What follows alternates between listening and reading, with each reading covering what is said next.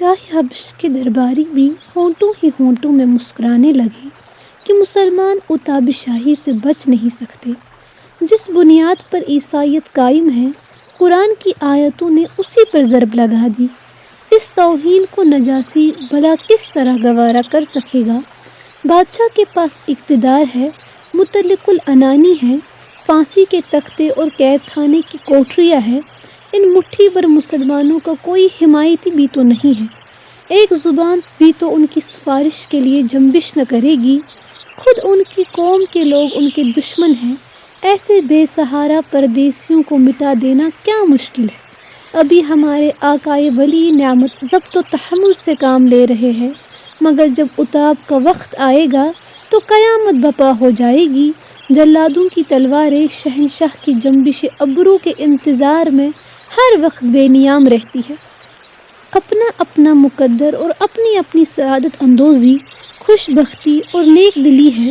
ساون کی گٹائیں چٹیل میدانوں اور زرخیز خطوں پر ایک ہی انداز میں برستی ہے، مگر اس کو کیا کیجیے، در باغ لالہ روید و در شور بو مخص۔ قدرت کی نعمتوں اور برکتوں سے فائدہ اٹھانے کے لیے فطری استعداد کی بہت کم ضرورت ہے۔ یہی سبب تھا کہ ابو جہل اور ابو لہب مکہ میں خود زبان رسالت سے قرآن سن کر متاثر نہ ہو سکے، مگر حبش کے بادشاہ کو 2-4 آیتوں ہی نے قبول حق پر آمادہ کر دیا۔ اس کی فطری صلاحیت جو اب تک بار اوہام سے دبی تھی، ایک بر آئی اور ضلالت و گمراہی کے پردے آن کی آن میں چاک ہو گئے۔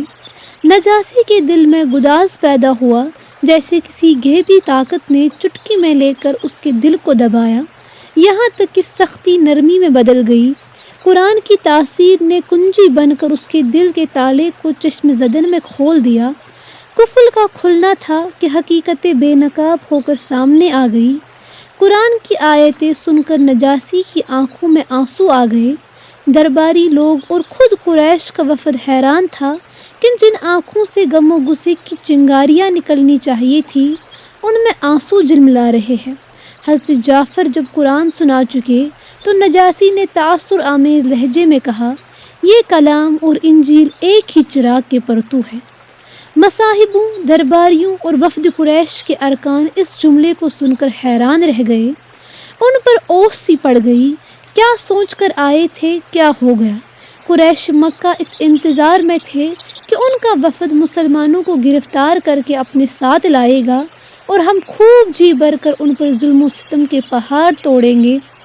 دوسرے مسلمانوں کو اپنے بھائی بندوں کی یہ حالت دیکھ عبرت ہوگی کہ یہ قریش تو دن کے پکے ہیں، ہم میں سے کوئی جان بچا کر پردیس میں چلا جائے تو بھی اس کا پیچھا نہیں چھوڑتے، بادشاہ تک ان سے متاثر اور مرعوب ہو جاتے ہیں۔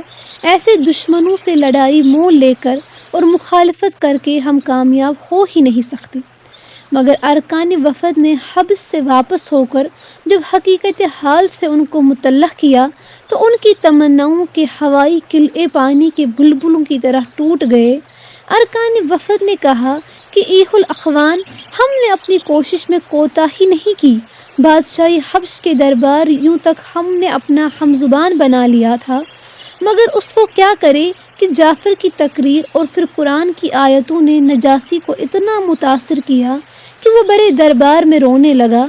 بھائیو، یہ لوگ تو جادوگر معلوم ہوتے ہیں، دنیا جہاں میں جہاں بھی یہ پہنچیں گے، لوگ ان کا اثر قبول کیے بغیر نہیں رہ سکتے۔